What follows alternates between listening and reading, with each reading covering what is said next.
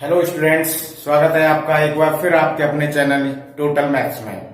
बेटा आज हम पढ़ेंगे संबंध के बारे में। इससे पहले हम क्रमिक युग्म और कार्तीय गुणन के बारे में पिछली वीडियो में पढ़ चुके हैं। ठीक है, आज पढ़ेंगे संबंध। संबंध क्या होता है कि देखो, संबंध कुछ भी हो सकता है जिसमें एक वस्तु अगर दूसरी वस्तु जुड़ी हुई है तो उनके बीच में क्या है, कोई ना कोई तो संबंध है। या संबंध कोई भी एक नियम हो सकता है, कोई भी एक कथन हो सकता है। ठीक है, संबंध हम कह सकते हैं बेटा एक कथन या कोई एक ऐसा नियम है या ऐसी शर्त है जिससे दो संख्याएं या दो वस्तुएं या दो व्यक्ति आपस में जुड़े हुए हों या संबद्ध हों। ठीक है, जैसे मान लो कोई एक वस्तु हमारी x है, वो किसी नियम या शर्त के अनुसार वो किससे जुड़ी हुई है, कोई दूसरी वस्तु y से। तो इसका मतलब x y के बीच में क्या हो गया, एक संबंध बन गया। तो इसे हम इस प्रकार से लिखेंगे x संबंध है y का। ठीक है, तो संबंध क्या हो गया बेटा कि कोई भी एक नियम हो सकता है, एक शर्त हो सकती है जो दो वस्तुओं को या दो संख्याओं को आपस में जोड़ती हो, तो वह क्या कहलाएगा, एक संबंध। क्लियर। अब देखो, जैसे मान के चलते बेटा कोई एक संबंध है R, संबंध यानी रिलेशन R, ये आपको दिया गया है कि x square equal to y, x square equal to y। जब हम x का मान 1 रखेंगे, ये 1 2 3 4 कोई समुच्चय हो गया, ये इधर भी 1 2 3 4 5 6 7 डॉट डॉट। ठीक है, जब x का मान 1 है तो उसका वर्ग क्या हो रहा है बेटा, y का मान। ठीक है, तो इसका मतलब वर्ग 1 का वर्ग 1 हो जाएगा। अब 2 का वर्ग क्या होगा, 4। इसका मतलब इस संबंध किससे बनेगा, 4 से बनेगा। 3 है, 3 का संबंध किससे बनेगा, मान लो यहां पर कहीं 9 संख्या होगी तो 9 से हो जाएगा क्योंकि 3 का वर्ग 9 होता है। ऐसे 4 का मान लो यहां पर कोई 16 संख्या होगी। तो इन दोनों के बीच में कनेक्टिविटी या जोड़ने के लिए एक नियम बता दिया हमने, ये शर्त लग दी कि एक्स स्क्वायर इक्वल टू क्या है, वाई है। वाई दूसरे समुच्चय के अवयव और एक्स हो गया पहले समुच्चय के अवयव। ठीक है, इसका मतलब दो संख्याओं के बीच में एक शर्त दे रखी है कि क्या होना चाहिए, दूसरी संख्या पहले वाले की वर्ग होनी चाहिए। तो वर्ग, तो इसमें वही संख्या लिखी जाएंगी जिनका वर्ग इधर दे रखा हो। ठीक है, तो वर्ग करने पर क्या प्राप्त हो गया, एक नई संख्या आ गई। तो इसका कनेक्शन इससे हो गया। ठीक है, अब इसको हम लिखेंगे कैसे बेटा, इसको दो तरीके से व्यक्त किया जा सकता है। एक तो तीर आरेख से हमने बता ही दिया, दूसरा रोस्टर रूप में भी लिख सकते हैं कि 1 का संबंध किससे है, 1 से। ठीक है, दूसरा 2 का संबंध किससे है, 4 से। 3 का संबंध किससे है, 9 से। और 4 का संबंध किससे है, 16 से। तो ये सारे क्या बन गए, संबंध। ठीक है, संबंध कितने हो गए, 1 2 3 और 4। ठीक है बेटा, अब ये संबंध जो लिखने का तरीका है ये रोस्टर विधि कहलाती है, इसको हम रोस्टर रूप कह सकते हैं। दूसरा, इनको दूसरे तरीके से भी बेटा लिखा जा सकता है, जैसे 1 का संबंध क्या है, 1 से है। 2 का संबंध किससे है, 4 से है। 3 का संबंध किससे है, 9 से। 4 का संबंध 16 से। ठीक है, तो इसका मतलब है 1 का संबंध 1 से है, 2 का संबंध 4 से है, 3 का संबंध 9 से और 4 का 16 से। ठीक है, आपको शर्त या जो नियम दे रखा है वो दिया जाएगा कि इस नियम के तहत एक संबंध स्थापित कीजिए। ठीक है, इन अवयवों को बेटा हम बोलते हैं प्रांत, और इसके जो सामने वाले इस अवयव है, जैसे 1 का संबंध इससे है तो ये 1 का क्या हो जाएगा, प्रतिबिंब कहलाएगा। क्या कहलाएगा बेटा, प्रतिबिंब। 2 का 4 से संबंध है तो 2 का 4 क्या होगा, प्रतिबिंब होगा। 3 का संबंध 9 से है तो 3 का प्रतिबिंब क्या होगा, 9। 4 का संबंध 16 से है तो 4 का प्रतिबिंब क्या होगा बेटा, 16। सेम इसी टाइप से 1 का पूर्व प्रतिबिंब 1, 4 का पूर्व प्रतिबिंब 2, 9 का पूर्व प्रतिबिंब 3, 16 का पूर्व प्रतिबिंब 4। ठीक है, तो ये इधर से इधर हम बात करते हैं तो क्या कहलाएंगे, ये प्रतिबिंब, और इसके ये क्या कहलाएंगे, पूर्व प्रतिबिंब। ठीक है, समझ में आएगा संबंध। और देखो एक एग्जांपल करते हैं कुछ।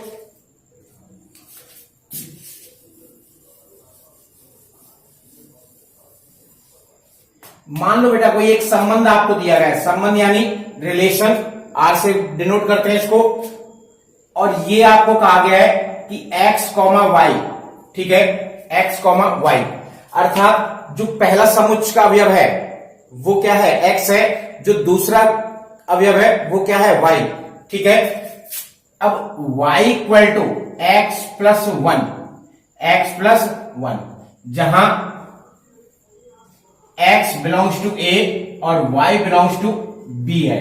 ठीक है, x बिलोंग्स टू a कोई अवयव है, मान लो a कोई समुच्चय हमारा 1 2 3 4, और b कोई दूसरा समुच्चय है 2 3 4 5 6 7। ठीक है, एक को भी लिख देते हैं। इस प्रकार से दो समुच्चय दे रखे हैं a और b। r आपको शर्त दे रखी है, यानी कि संबंध। r एक संबंध है x, y। ठीक है, क्रमिक, क्योंकि संबंध होंगे तो बेटा क्रमित युग्म में लिखे जाते हैं, तो एक क्रमित युग्म दे दिया। और y इक्वल टू क्या है, x प्लस 1। इसका मतलब है जब x का मान 1 होगा तो y की वैल्यू क्या आएगी, 2। अब देखो इसको आरेख विधि से समझाते हैं। तो यहां पर हो गए 1 2 3 4, इधर हो गए 1 2 3 4 5 6 7, ये अवयव हो गए बेटा। ठीक है, अब देखो शर्त क्या है हमारी, y equal to x plus 1। जब x हमारा क्या सा होता है, प्रथम समुच्चय का अवयव, और y क्या कहलाता है बेटा, द्वितीय समुच्चय का, यानी एक तरह से y द्वितीय घटक होता है और x प्रथम घटक होता है। तो प्रथम घटक समुच्चय पहले का होगा, द्वितीय घटक समुच्चय दूसरे का अवयव होगा। तो ये x और ये y को डिनोट करेगा। अब जब x में हमने मान रखा 1, तो y में क्या हो गया बेटा, 1 प्लस 1। इसका मतलब है ये संबंध 2 से स्थापित होगा। फिर जब x की जगह हमने क्या रखा, 2, तो y के स्थान पर कितना आएगा, 2 प्लस 1 3। तो इसका संबंध किससे बनेगा, 3 से। इसी टाइप से जब x के स्थान पर हम 3 रखेंगे तो y इक्वल टू क्या आएगा, 4। तो इसका संबंध किससे बनेगा, 4 से। जब x इक्वल टू 4 रखेंगे तो y क्या आएगा बेटा, 5। तो इसका संबंध किससे हो गया, 5 से। ठीक है, तो ये हमारे क्या बन गए बेटा, संबंध। अब इन संबंधों को लिखेंगे कैसे, 2 तरीके। आप या तो इसको इस प्रकार से लिख सकते हो रोस्टर रूप में, 1 2 2 3 3 4 और 4 5, ये हो गया। ठीक है, या फिर आप ऐसे लिख सकते हो 1 रिलेशन 2, और 2 का रिलेशन है 3 से, 3 का रिलेशन है 4 से, 4 का रिलेशन है 5 से। ठीक है, 2 तरीके हो गए बेटा। एक इसको भी ऐसे भी लिख सकते हो, तो जैसा मर्जी आप व्यक्त करना चाहो कर सकते हो। ठीक है, तो संबंध समझ में आ गया कि 2 अरिक्त समुच्चय, ठीक है, 2 अरिक्त समुच्चय a और b में आपस में अगर a के अवयव b से जुड़े हुए किसी नियम या शर्त के अनुसार, तो उन समुच्चयों में नियम या शर्त क्या कहलाती है, संबंध कहलाती है। ठीक है, संबंध अब एक बेटा एक तरह का a क्रॉस b, a और ये हो गया हमारा b, तो a क्रॉस b का क्या हो गया, उपसमुच्चय हो गया। अगर हम a क्रॉस b करें, a का गुणन कार्तीय गुणन b से करें, तो अभी तो बेटा यही अवयव आएंगे, कार्तीय गुणन बनेंगे। क्या बनेगा बेटा, क्रमित युग्म बनेंगे, और क्रमित युग्म इनमें से कोई ना कोई होगा। तो कह सकते हैं कि रिलेशन या संबंध कार्तीय गुणन a क्रॉस b के क्या होते हैं, उपसमुच्चय होते हैं। ठीक है, अगर a क्रॉस b का गुणन करेंगे बेटा हम कार्तीय गुणन, तो कैसे होगा, 1 का 1 से, फिर 1 का 2 से, तो 1 और 2 तो इसमें आ गया, फिर ऐसे 2 का 2 से भी होगा, 2 का 3 से होगा, तो 2 का 3 यहां पर आ गया। ठीक है, तो एक तरह से जो भी संबंध स्थापित होते हैं हमारे, वो संबंध क्या होंगे, a क्रॉस b के उपसमुच्चय होंगे। ठीक है, क्या होंगे, उपसमुच्चय। अब बात आती है बेटा हम कि इसमें कितने रिलेशन बनाए जा सकते हैं, कितने रिलेशन बनाए जा सकते हैं। तो संबंधों की संख्या निर्भर करती है बेटा उनके समुच्चय में अवयवों की संख्या पर। जैसे इसमें कितने अवयव हैं, 2 और 2 4, इसमें कितने हैं, 2 2 4 2 6 और 1 7 है। तो इनका इंटू करेंगे, 4 इंटू 7, तो 2 की पावर कितने हो गए, 4 इंटू 7, इट मीन्स 2 की पावर 7 चौक 28।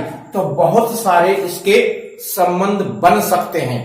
ठीक है, हमने यहां पर 4 ही बनाए, बट ये तो बहुत बन सकते हैं बेटा, 1 का 1 से हो सकता है, फिर 1 का 2 से हो सकता है, बहुत सारे संबंध। तो 2 की पावर 28 इसके क्या होंगे, कुल संबंधों की संख्या।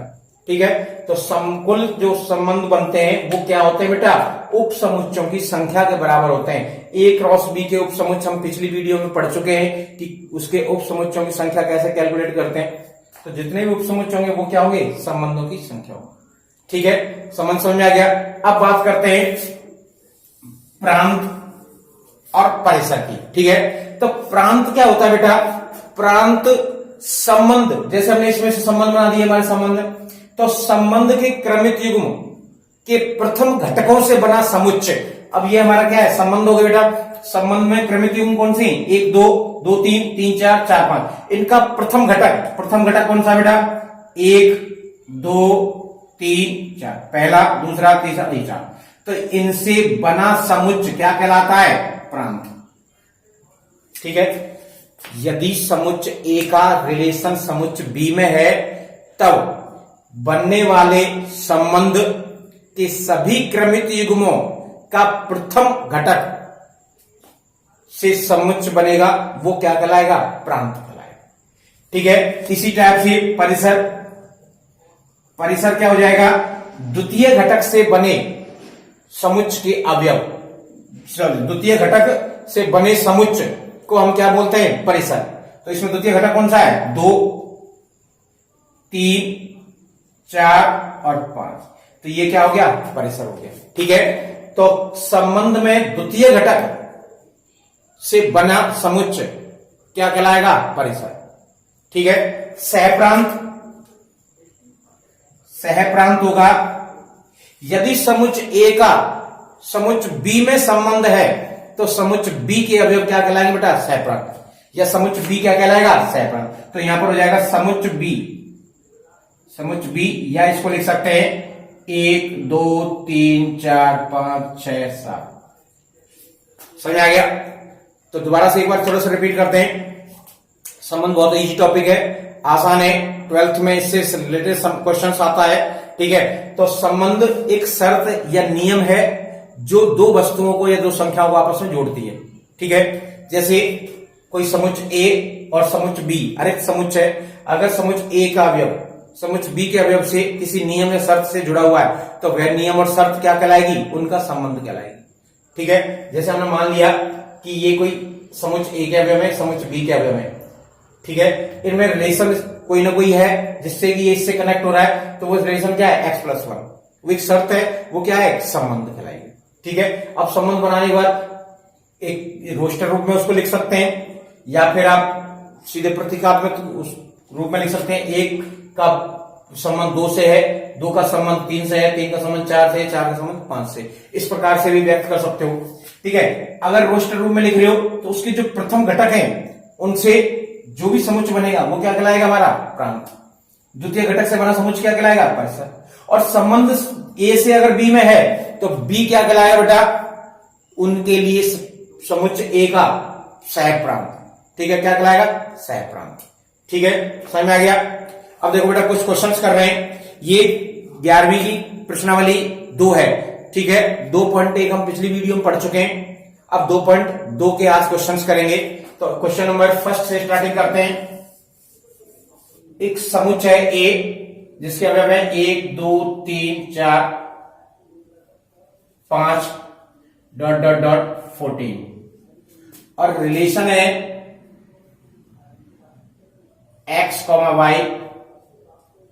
ऐसा है कि संबंध है 3x - y = 0, जहां x बिलोंग्स टू a और y बिलोंग्स टू a।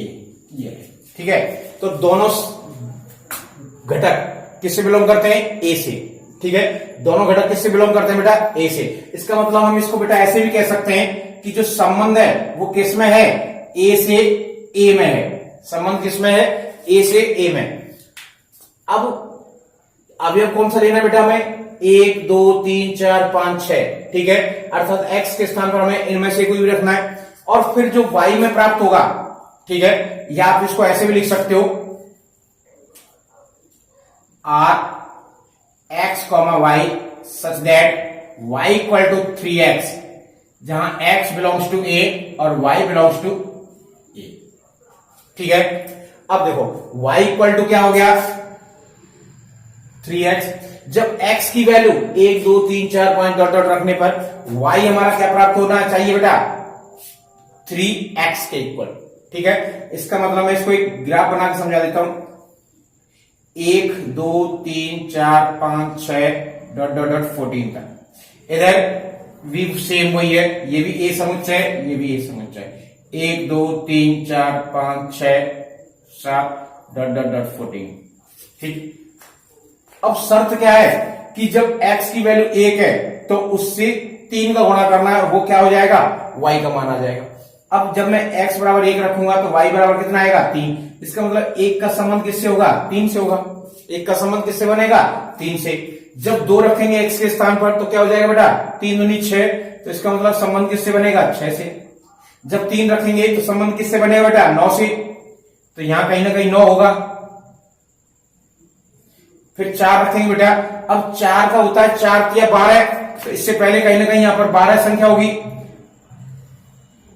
अब 5 का होता है 5 तिया 15, 15 तो है ही नहीं इसमें, तो संबंध बनेगा ही नहीं। तो हमारे जो संबंध कुल बने वो कितने बने, 1 का 3 से, 2 का 6 से, 3 का 9 से और 4 का 12 से। तो संबंध जो हमारे बनेंगे बेटा आर, वो क्या बनेंगे, 1,3, 2,6, 3,9 और 4,12।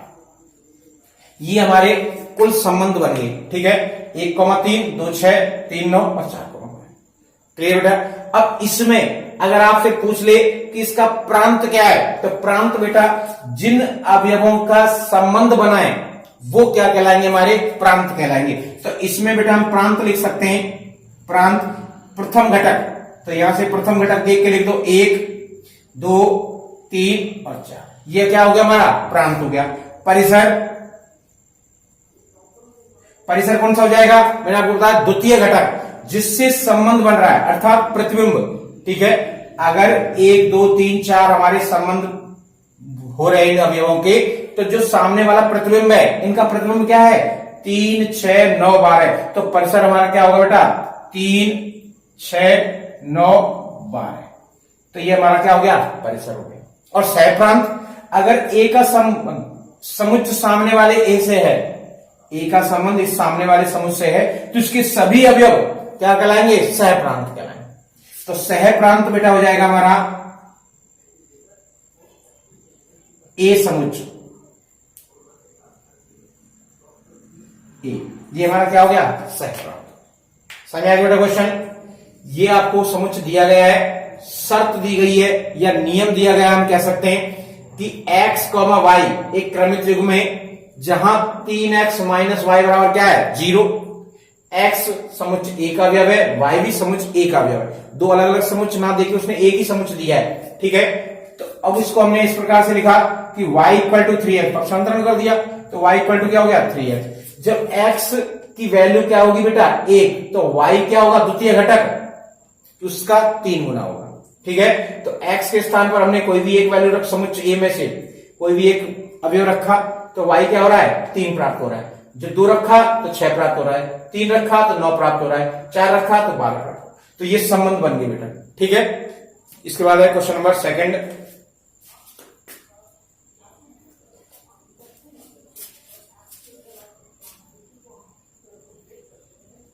ये सॉरी फर्स्ट क्वेश्चन था ये। ठीक है, क्वेश्चन नंबर फर्स्ट था ये। अब हम पढ़ेंगे सेकंड क्वेश्चन नंबर 2। एक आपको संबंध दिया बेटा x, y such that x, y ऐसा है कि x,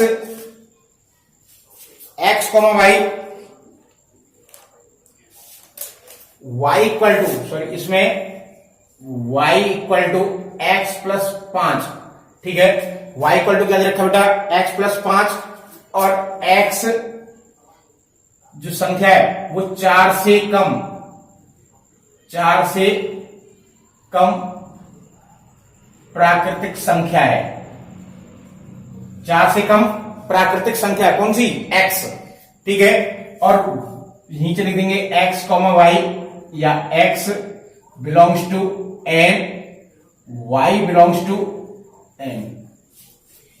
समझ में आ गया। संबंध जो है बेटा हमारा क्या है, प्राकृतिक संख्या में है। इसका मतलब मैं इसको ऐसे लिख सकता हूं कि r संबंध है n से n में, कि प्रथम समुच्चय भी n है और द्वितीय समुच्चय भी क्या है, n। इसका मतलब है कि पहले वाला समुच्चय प्राकृतिक संख्या है, सामने वाला समुच्चय भी प्राकृतिक संख्या है। अब इसको देखो बनाते हैं। x क्या है? 4 से कम एक प्राकृतिक संख्या है। 4 से कम प्राकृतिक संख्या है तो इसको लिखेंगे 1 2 3 4।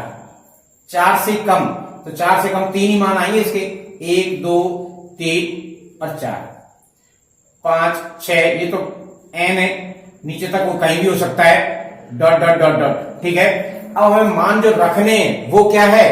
x 4 से कम प्राकृतिक संख्या रखनी है। और संबंध क्या है बेटा? y equal to x plus 5। इधर भी हमारा n है, 1 2 3 4 5 6 7 डॉट डॉट इस प्रकार से। ठीक है, जब x का मान 1 है तो y की वैल्यू कितनी आएगी बेटा? 1 प्लस 5 6। तो इसका मतलब हमारा संबंध किससे बनेगा? 6 से बनेगा। जब 2 मान होगा तो संबंध किससे बनेगा? 5 और 2 7 से। जब हम 3 रखेंगे तो मान कितना आएगा बेटा? 8। ठीक है, 3 रखेंगे मान कितना आएगा? 8। अब उसने कहा है कि x 4 से कम है, तो इसका मतलब 4 के आगे के मान कोई है ही नहीं। ठीक है, तो प्राकृतिक संख्या कितनी तक है? 1 2 3 तक। और इधर बहुत सारी प्राकृतिक संख्या कुछ भी हो सकती है। अब इनके संबंध क्या बने देखो, r इक्वल टू 1 का संबंध हो गया 6 से, 2 का संबंध हो गया 7 से और 3 का संबंध हो गया 8 से। ठीक है बेटा, इसमें प्रांश क्या होगा हमारा? 1 2 3 और परिसर क्या होगा? 6 7 8। ठीक है, परिसर क्या होगा? 6 7 8। यही क्वेश्चन में पूछा है। ठीक है बेटा, कोई दिक्कत किसी को इसमें? नेक्स्ट क्वेश्चन 3 दे रखा है बेटा, क्वेश्चन नंबर 3। देखो, 2 समुच्चय दे रखे हैं A और B। A समुच्चय में अवयव है 1 2 3 5, 1 2 3 5। इसमें है 4 6 9, 4 6 9। और संबंध बना दिया गया बेटा R इस प्रकार से है, x, y सच दैट, शर्त दे रखी है आपको कि x और y का अंतर विषम है। x और y का अंतर विषम है। ठीक है, जहां x बिलोंग्स टू A है और y बिलोंग्स टू B है। ये आपको एक शर्त दे रखी है बेटा कि जो संबंध है वो हमारा किस प्रकार का है, कैसा लेना है कि जब हम x रखें तो y और उसके बीच में क्या होनी चाहिए? विषम संख्या का अंतर होना चाहिए। कितना अंतर होना चाहिए बेटा? विषम। ठीक है, अब हमारे ये हैं। अब देखो, इसको अगर हम इस प्रकार से बनाते हैं तो ये हो गया 1 2 3 और 5। इधर लेते हैं बेटा, ये हमारा समुच्चय A है और ये B है। इधर हो गया 4 6 और 9। ठीक, अब 1 का संबंध अगर मैं 4 से करूं, कितने का गैप है बीच में? 3 का। बिल्कुल सही बात। कैसा अंतर होना चाहिए? विषम। 3 विषम संख्या है तो 1 का संबंध 4 से बनाया जा सकता है। ठीक है, अब 1 का 6 से भी बनाया जा सकता है, क्योंकि इनके बीच में भी अंतर कैसा आ रहा है? 5 क्या है? विषम संख्या है। ठीक है, अब इसका इससे भी बनाया जा सकता है संबंध, क्योंकि 1 और 9 के बीच में अंतर कितना है? 8। परंतु 8 क्या है? एक सम संख्या है, इसलिए ये नहीं बनेगा। ठीक है, तो ये हमारा क्या हो जाएगा? कैंसिल। तो इसको हटा दो। और अब दूसरा देखो, इसका मतलब 1 का सिर्फ 4 से बनेगा और 1 का किससे बनेगा? 6 से। ठीक है, अब आ जाओ 2 पर। 2 और 4 के बीच में डिफरेंस कितना हो गया? 2, जो कि सम संख्या है, तो इसका मतलब 2 का 4 से नहीं बन सकता है। 2 का 6 के साथ इसके बीच में भी अंतर कितना आ रहा है बेटा? 4 का, जो कि एक सम संख्या है, इससे भी नहीं बनेगा। 2 का संबंध किससे बन सकता है? 9 से, क्योंकि 2 और 9 के बीच में एक 7 संख्या आ रही है। ठीक है, 2 के बीच 7 9 के बीच में कितना डिफरेंस है? 7 का, जो कि 7 क्या है? विषम संख्या है। और शर्त के अनुसार दोनों के बीच में अंतर क्या होना चाहिए? विषम। तो इसका संबंध 9 से ज्ञात किया जा बनाया जा सकता है। फिर आ जाओ 3 पर। अब 3 के बीच में और 4 के, देखो 3 का संबंध 4 से हो सकता है, बिल्कुल हो सकता है, क्योंकि दोनों के मध्य अंतर कितना है, 1, और 1 विषम संख्या है। 3 और 6 इसका भी बनाया जा सकता है, क्योंकि 3 और 6 के बीच में अंतर कितना है, 3 का, जो कि एक विषम संख्या है। फिर आ जाओ 3 का और 9 का, दोनों के बीच में अंतर कितना हो गया, 6। 6 क्या है, सम संख्या, इसीलिए इसके बीच में तो बनेगा नहीं। ठीक है, अब आ जाओ 5 के साथ। 5 और 4 इसका बीच में बनाया जा सकता है, डिफरेंस कितना है, 1, विषम संख्या है। 6 के साथ भी बनाया जा सकता है, दोनों में अंतर कितना है, 1 विषम संख्या है। 5 और 9 का नहीं बनाया जा सकता, क्योंकि दोनों के बीच में अंतर कितना है, 4, और 4 क्या बेटा, एक सम संख्या। ठीक है, समझ में आ गया संबंध किस प्रकार से बनाए। अब इनको रोस्टर रूप में लिख देते हैं। तो ये हो जाएगा बेटा, जब हमने 1 लिया तो सामने वाली संख्या कौन सी है हमारी, 4, 6, 9, इनमें से कौन सी संख्या रखे कि ये शर्त संतुष्ट हो जाए, तो 4 रखेंगे तो अभी शर्त संतुष्ट हो रही है, क्योंकि दोनों का अंतर कितना आ रहा है, 3। दूसरा, 1 के साथ अगर 6 रखते हैं तो अभी तो शर्त संतुष्ट हो रही है, क्योंकि बिटवीन अंतर कितना है, 5, जो कि एक विषम संख्या है। 1 के साथ अगर 9 रखते हैं तो अंतर कितना आ रहा है, 8, जो कि एक सम संख्या है। तो शर्त संतुष्ट नहीं हो रही है, इसका मतलब है 1 का 9 के साथ संबंध नहीं बनेगा। अब आ जाओ अगले पे, 2 पर। 2 का 4 के साथ बनाते हैं, दोनों का अंतर कितना है, सम, और सम शर्त असंतुष्ट है, इसलिए 4 के साथ संबंध नहीं बनेगा। फिर 6 के साथ, दोनों के बीच में अंतर कितना है, 4, जो कि क्या है, एक सम संख्या, फिर भी संबंध नहीं बनेगा। अब 2 का 9 के साथ बनाते हैं, 2 का 9 के साथ, दोनों के बीच में अंतर कितना है, 7, जो कि एक विषम संख्या है, इसलिए इनके मध्य में संबंध स्थापित हो जाएगा। फिर देखो, अगर हम लेते हैं 3 के साथ 4, सही है, अंतर कितना है, 1, और 1 क्या है बेटा, विषम संख्या है। फिर 3 के साथ 6, दोनों के बीच में अंतर कितना है, 3, विषम संख्या है, वो भी शर्त संतुष्ट हो रही है। फिर 3 का 9 के साथ अगर करते हैं तो अंतर कितना आ रहा है, 6, जो कि क्या है, एक सम संख्या, इसका मतलब 9 के साथ नहीं बनेगा।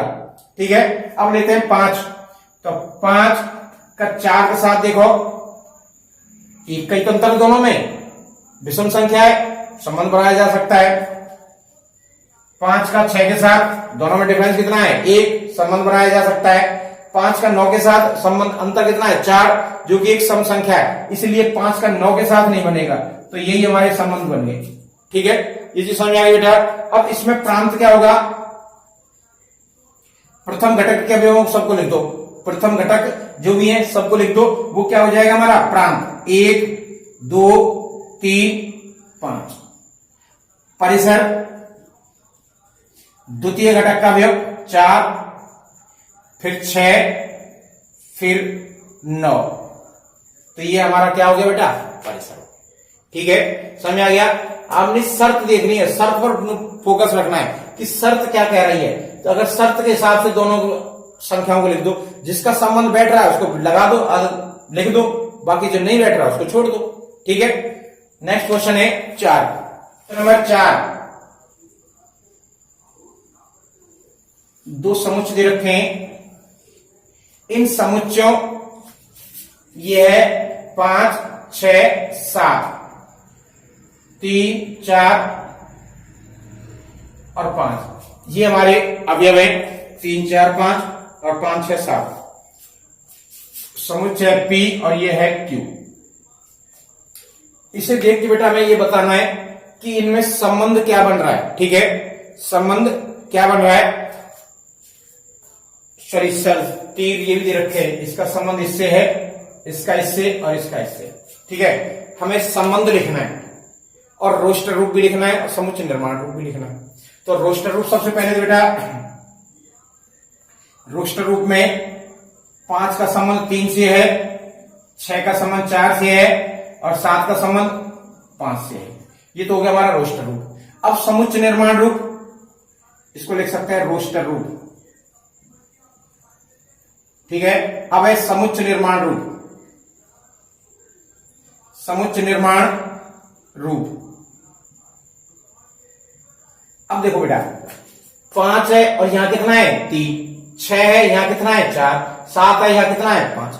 जब हम 5 रख रहे हैं तो उससे 2 कम संख्या प्राप्त हो रही है, 6 रख रहे हैं तो 2 कम प्राप्त हो रही है, 7 रख रहे हैं तो 5 प्राप्त हो रहे हैं। तो बेटा हम इसको ऐसे लिख सकते हैं x, y such that x minus 3 equal to y, x minus 2 x minus 2 equal to y।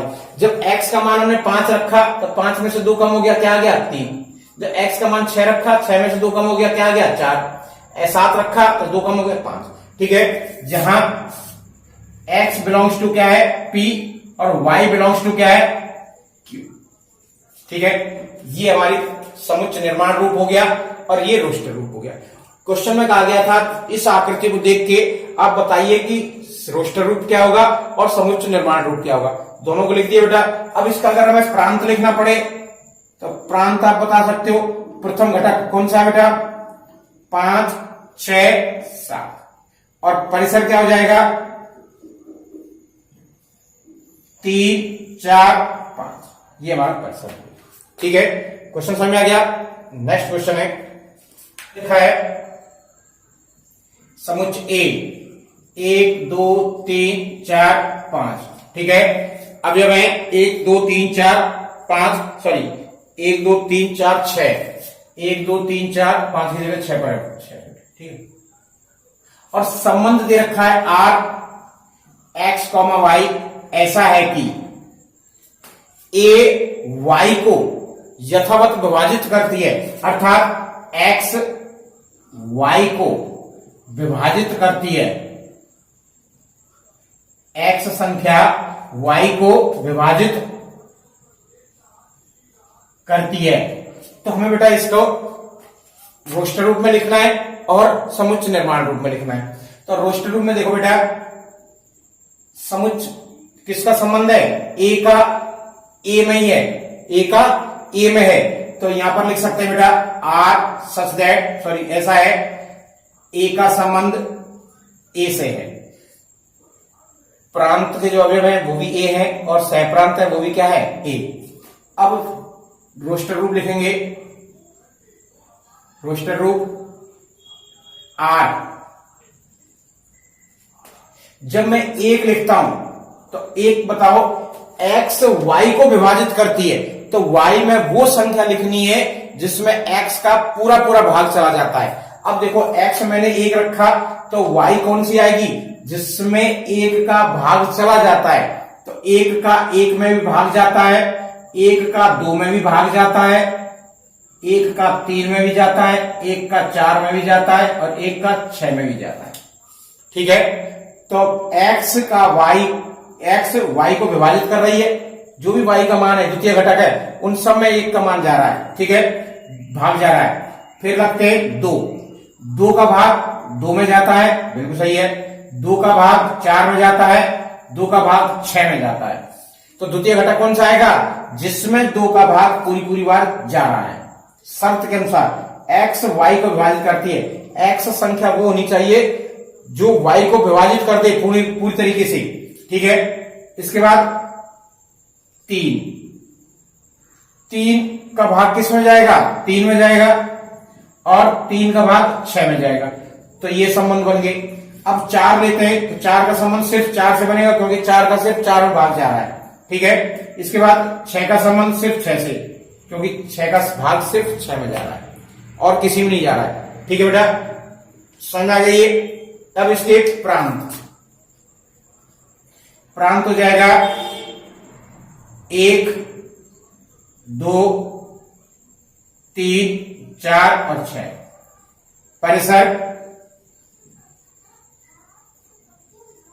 परिसर हो जाएगा 1, 2, 3, 4 और 6, वही परिसर हो जाएगा। ठीक है, तो प्रांत भी हो गया, परिसर भी हो गया। समझ में आ गया बेटा। क्वेश्चन में कहा गया था x y को विभाजित करता है, तो x में वो अवयव रखना है। ठीक है, यानी कि जो भी अवयव रखोगे उसका भाग y में चला जाना चाहिए। तो द्वितीय घटक वो आएगा जिसमें x का पूरा भाग जा रहा है, अर्थात प्रथम घटक पूर्ण रूप से उसको विभाजित कर दे। तो ये संबंध बन गया हमारे कुल। नेक्स्ट क्वेश्चन नंबर 6 में देखो बेटा, संबंध दे रखा है x, x प्लस 5। ठीक है, अब देखो x, x प्लस 5 डायरेक्ट संबंध ना देके उसने क्या कहा है कि जो क्रमित युग्म है वो प्रथम घटक उसका क्या है, x है, द्वितीय घटक क्या होना चाहिए था, y। तो y को उसने डायरेक्ट ना देकर क्या लिख दिया है, x प्लस 5। ठीक है, तो हम इसको ऐसे भी लिख सकते हैं जहां y इक्वल टू क्या है, x प्लस 5। तो x प्लस 5 का मान किस में आएगा, y में, और y क्या होता है, सदैव द्वितीय घटक। तो उसने शर्त ऐसे ना देके इस प्रकार से लिख दी है बेटा। ठीक है, संबंध की जो शर्त होती है वो किस प्रकार से दी जाती है, नॉर्मली x, y लिखा जाता है यहाँ पर क्रमित युग्म, और y क्या होता है, द्वितीय घटक। तो उसने y ना लिखकर x प्लस 5 डायरेक्ट लिख दिया है, क्योंकि x प्लस 5 का जो भी मान होगा वो क्या होगा, द्वितीय घटक ही तो होगा। तो हम उसको मान लेते हैं y। ठीक है, जहां x बिलोंग्स टू, एक बेटा उसने और आपको x के मान दे रखे हैं, यानी समुच्चय दे रखा है। x के मान है 0, 1, 2, 3, 4, 5। 0, 1, 2, 3, 4, 5, और यहां इसको बंद कर देता हूं। ठीक है, ये हो गया। संबंध ये है, ये x के मान दे रखे हैं। जब हम x का मान 0, 1, 2, 3, 4, 5 रखेंगे तो हमें बताना है कि बेटा क्या परिसर प्राप्त होगा या संबंध क्या बनेंगे। ठीक है, तो संबंध लिखते हैं बेटा,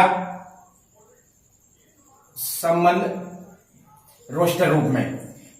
जब हम 0 रखेंगे बेटा x के स्थान पर तो y का मान कितना आएगा, y का मान कितना आएगा बेटा, 0 प्लस तो 5 आएगा। तो 0 का संबंध किससे बनेगा, 5 से। इसी टाइप से जब हम 1 रखेंगे तो 5 के साथ क्या आएगा, 6। जब 2 रखेंगे तो 7। जब 3 रखेंगे तो 8। जब 4 रखेंगे तो 9, और जब 5 रखेंगे तो 10, और जब 10 रखेंगे तो 5 ही है बेटा। इसमें x का मान कहां तक जाएगा, 5 तक। तो 5 रखेंगे तो क्या आएगा, 10। तो ये हमारे संबंध बन गए। इसी में बेटा प्रांत क्या हो जाएगा, प्रथम घटक से बना समुच्चय। तो 0, 1, 2, 3, 4 और 5। परिसर क्या हो जाएगा, 5, 6, 7, 8, 9 और 10। द्वितीय घटक से बना समुच्चय क्या कहलाएगा, परिसर। सीधा सा बेटा उन्होंने शर्त दे रखी थी हमें प्रांत और परिसर लिखना है, तो पहले संबंध बनाए। संबंध बनाने के बाद उसमें से प्रथम घटक को प्रांत और द्वितीय घटक को परिसर बना दिया। ठीक है, नेक्स्ट क्वेश्चन है, क्वेश्चन नंबर 7 दे रखा है बेटा, सेम इसी जैसा क्वेश्चन है। तो रिलेशन आपको दे रखा है x, x3। ठीक है, अर्थात y इक्वल टू क्या है, x3। ये एक संबंध परिभाषित कर रखा है। और x क्या है बेटा, जहां पर x 10 से कम अभाज्य संख्या है। अभाज्य संख्या है, 10 से कम क्या है, अभाज्य संख्या। ठीक है, तो x का मान और डिफाइन कर रखा है कि x 10 से कम अभाज्य संख्या है। ठीक है, इसका मतलब x के स्थान पर हमें क्या रखना है, अभाज्य संख्या। और y क्या प्राप्त होगा, उसका 3 टाइम, यानी उसके 3 घात करने पर, यानी उसका घनमूल कह सकते हैं, नहीं सॉरी घन कह सकते हैं। ठीक है, अब यहां पर देखो रोस्टर रूप में पूछा है, तो रोस्टर रूप r। जब हम x 10 से कम एक अभाज्य संख्या है, तो 10 से कम एक अभाज्य संख्या सदैव किससे शुरू होती है बेटा, 2 से। तो 2 को अगर रखते हैं तो 2 का क्यू क्या होता है बेटा, 8। 2 का क्यू क्या होगा, 8। फिर जब 3 रखेंगे, 3 भी एक अभाज्य संख्या है, तो 3 का क्यू क्या हो जाएगा, 27। 4 तो आएगी नहीं। 5 भी एक अभाज्य संख्या है, तो 5 जब रखेंगे बेटा, 5 का क्यू क्या होता है, 25 और 25 पंजे 125। ठीक है, फिर 5 के बाद कौन सा आएगा, 7। तो 7 का हो गया 7 7 49, और 49 का फिर एक बार 7 से करेंगे तो 49 का ये हो जाएगा 343। ठीक है, तो 49 इंटू 7 करेंगे, ठीक है 43 होगा। और क्योंकि 8 अभाज्य संख्या नहीं है, 9 अभाज्य संख्या नहीं है, 10 नहीं है। तो इसके कुल संबंध क्या बनेंगे? 1 2 3 4। 2 का संबंध 8 से होगा, 3 का संबंध 27 से होगा, 5 का 125 से और 7 का 343 से। क्यों? क्योंकि जब हमने 2 रखा तो क्या प्राप्त हुआ? उसका घन करने पर 8। ऐसे जब 3 रखा तो क्या प्राप्त हुआ हमें? 27, क्योंकि उसका घन है। ऐसे 5 रखा तो क्या प्राप्त हुआ? 125 और 7 रखा तो क्या प्राप्त हुआ हमें? 343। क्लियर बेटा? प्रांत पहले वाला अवयव प्रांत, दूसरा वाला अवयव परिसर। तो इसके प्रांत हो गए 2 3 5 7 और परिसर क्या हो जाएगा इसी में? 8 27 125 और 343। ठीक है, तो ये हो गया प्रांत और परिसर। इसी टाइप से अगला क्वेश्चन है क्वेश्चन नंबर 8। ठीक है, एक समुच्चय दे रखा बेटा ए एक्स वाई जेड और बी समुच्चय दे रखा है 1,2। आपसे कहा गया है कि कितने संबंध बनाए जा सकते हैं। ठीक है, कुल कितने संबंध बनाए जा सकते हैं, संबंधों की संख्या क्या होगी? तो मैंने आपको बताया था बेटा कि इस संबंधों की संख्या दोनों समुच्चयों के अवयवों के गुणनफल के बराबर होती है। तो इसमें कितने अवयव हैं? ए में 3, बी में कितने अवयव हैं? 2। ठीक है, तो कुल संबंधों की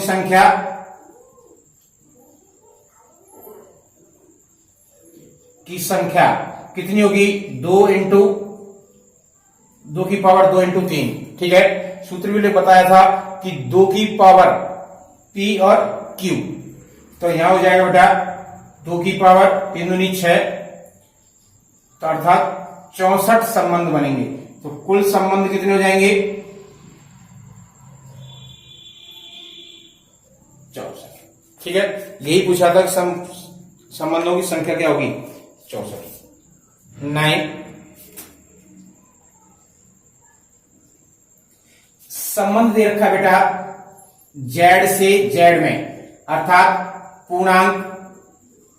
जेड क्या बेटा? एक पूर्णांक है, तो पूर्णांक का संबंध एक पूर्णांक में दे रखा है। ठीक है, और परिभाषित है x, y such that x, y जहां x और y बिलोंग्स टू क्या है? z। तो x माइनस y एक पूर्णांक है, पूर्णांक है। ठीक है, शर्त क्या है कि x में से y घटाने पर क्या प्राप्त हो? पूर्णांक प्राप्त हो। ठीक है, तो उसका प्रांत और परिसर बताना है। ठीक है, अब देखो संबंध क्या हो जाएंगे? पहले तो संबंध देखते हैं। कोई समुच्चय तो दिया नहीं है जिससे कि हम फिक्स कर सकें। x भी पूर्णांक है और y भी पूर्णांक है। मान लो माइनस की संख्या भी हो सकती है, प्लस की संख्या भी होती है। अगर माइनस में से दूसरी संख्या माइनस कर रहे हैं, घटा रहे हैं, तो क्या आएगा? कोई ना कोई तो वैल्यू आएगी, या प्लस की आएगी या माइनस की आएगी। प्लस की आती है तो भी पूर्णांक, माइनस की आती है तो भी पूर्णांक, 0 आता है तो भी पूर्णांक। अर्थात किसी एक संख्या में से दूसरी संख्या को घटाते हैं तो या तो माइनस का मान आ सकता है या प्लस का मान आ सकता है। अगर प्लस का होगा तो भी पूर्णांक है, माइनस का मान है तो भी पूर्णांक है। ठीक है, पर्टिकुलर कोई संख्या तो दिए नहीं रखे जो हम निकाल के सीधा सीधा आपको बता दें। तो हमें क्या लिखेंगे बेटा यहां पर कि जो यहां प्रांत आएगा, संबंध बनेंगे पूरे क्या होंगे? पूर्णांक ही होंगे। तो प्रांत वो भी एक पूर्णांक है, x का मान क्या है? पूर्णांक है। और परिसर जो माइनस करने पर x माइनस वाई क्या है?